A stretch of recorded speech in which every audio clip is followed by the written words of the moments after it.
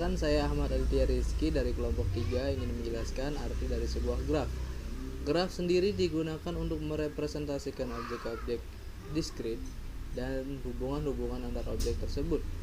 Istilah graf pertama kali muncul pada tahun 1736 yang dikaji oleh ilmuwan berasal dari Swiss yang bernama Leonhard Euler. Dia mengemukakan permasalahan yang dikenal dengan masalah jembatan Königsberg. Dapatkah seorang melalui 7 jembatan tepat satu kali dan kembali ke tempat semula?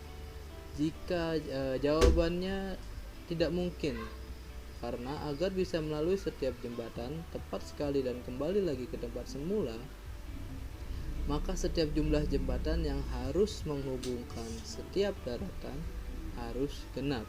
Nah, jadi sekian penjelasan dari saya tentang arti graf, dan materi selanjutnya akan disambung oleh teman saya di video selanjutnya. Terima kasih.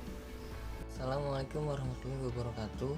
Perkenalkan, nama saya Muhammad Fajar Handika dari kelas 03 TPLM 013. Di sini saya akan menjelaskan tentang jenis-jenis graf. Berdasarkan ada tidaknya gelang atau sisi ganda pada suatu graf, maka graf digolongkan menjadi dua jenis. Yang pertama ada graf sederhana, yaitu graf yang tidak mengandung gelang maupun sisi ganda. Yang kedua, graf tak sederhana, graf yang mengandung sisi ganda atau gelang. Berdasarkan orientasi arah pada sisi, maka secara umum graf dibedakan atas dua jenis. Jenis yang pertama ada graf tak berarah, graf yang sisinya tidak mempunyai orientasi arah. Yang kedua ada graf berarah, yaitu graf yang setiap sisinya diberikan orientasi arah. Sekian dari saya. Mohon maaf kalau ada salah-salah kata. Wabillahi taufiq wal hidayah. Wassalamualaikum warahmatullahi wabarakatuh. Organisasi berkas primer. Organisasi berkas primer memiliki 4 jenis, yaitu 1. Organisasi berkas. Terdapat 3 organisasi berkas primer, yaitu sekuensial, langsung, dan sekuensial berindeks. Masing-masing organisasi tersebut memiliki cara memproses atau mengakses berkas. 2. Medan data. Medan berisi nilai dasar yang membentuk sebuah rekaman. Isi sebuah medan bergantung pada atribut yang dimiliki oleh individu pemilik rekaman. Nilai tersebut pada saatnya nanti akan dimanipulasi oleh komputasi. 3. Rekaman data. Rekaman merupakan koleksi berbagai medan yang berisi beberapa item data elementer. Beberapa medan dapat berhubungan satu dengan yang lainnya karena mereka melakukan deskripsi suatu hal yang spesifik, misalnya tentang seseorang, tentang subjek, atau suatu kejadian. 4. Berkas data.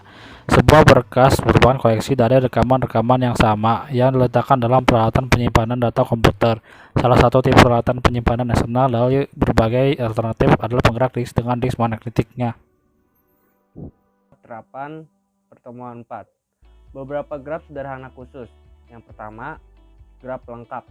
Graf lengkap ialah graf sederhana yang setiap simpulnya mempunyai sisi ke semua simpul lainnya.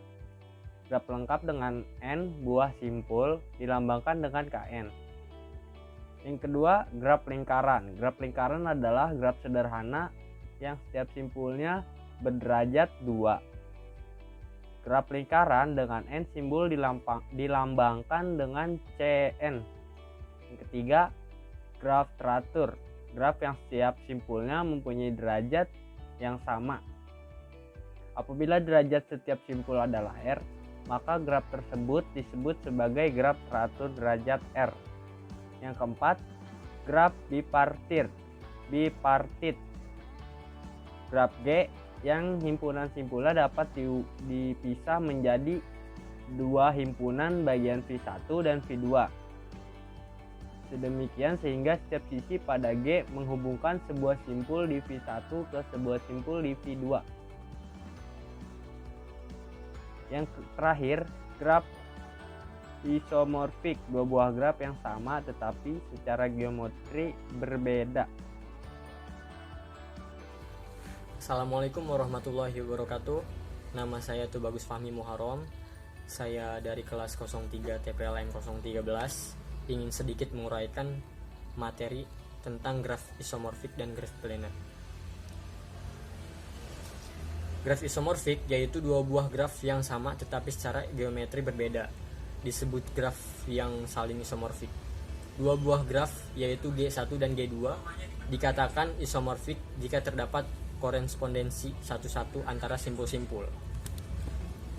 Dari definisi graf isomorfik dapat dikemukakan bahwa dua buah graf isomorfik memenuhi ketiga syarat berikut, yaitu yang pertama mempunyai jumlah simpul yang sama, yang kedua mempunyai jumlah sisi yang sama, dan yang ketiga mempunyai jumlah simpul yang sama berderajat tertentu.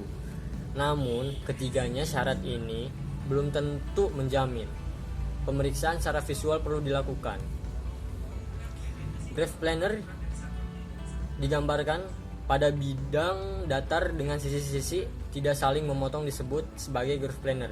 Jika tidak, ia disebut graf tak planar. Jadi beberapa hal tentang graf planar, yaitu saya akan menjelaskan satu contoh formula Euler. Misalkan G merupakan graf planar terhubung dengan E buah sisi dan V buah simpul, dan R merupakan jumlah daerah pada graf planar tersebut. Maka R sama dengan E dikurangi V ditambah 2. Sekian.